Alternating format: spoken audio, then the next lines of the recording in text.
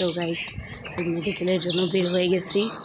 এখন হচ্ছে সামনে হাঁটতেছি, বাসের জন্য অপেক্ষা করব। দেখি কতক্ষণ আজকে দাঁড়িয়ে থাকতে হয় বাসের জন্য। তো এদিকে আমি বাসের জন্য অপেক্ষা করতেছিলাম।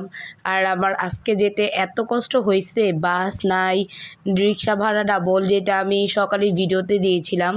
তো আজকে আমার খুবই কষ্ট হয়েছে। ফাইনালি একটা রিক্সা পেয়েছি যার জন্য। আর এদিকে আমার অবস্থা 1 ঘন্টা 1.5 ঘন্টা দাঁড়িয়ে থেকে মানে খুবই নাজেহাল হয়েছিল। তারপরে বাতাসটা লাগতেছিল, তখন একটু ভালো লাগছিল। তারপরে এই যে মেডিকেলে পৌঁছে গেলাম, ফাইনালি মেডিকেলে পৌঁছে গেলাম। এরপরে হচ্ছে ক্লাসরুমে ঢুকলাম। ঢুকেই তো এই যে একটু ভিডিও করলাম আর কি। আজকে আমাদের আইটেম ছিল 2টা।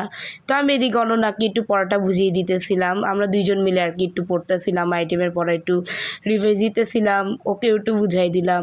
দেন আমরা 2জন মিলে মিশে পড়াটা পড়লাম। দেন ফাইনালি আমিও পড়লাম, আমিও একটু রিভিশন দিলাম। তো আজকের আমার এই ব্লগটা ছিল এ পর্যন্তই। তোমরা পাশেই থেকো।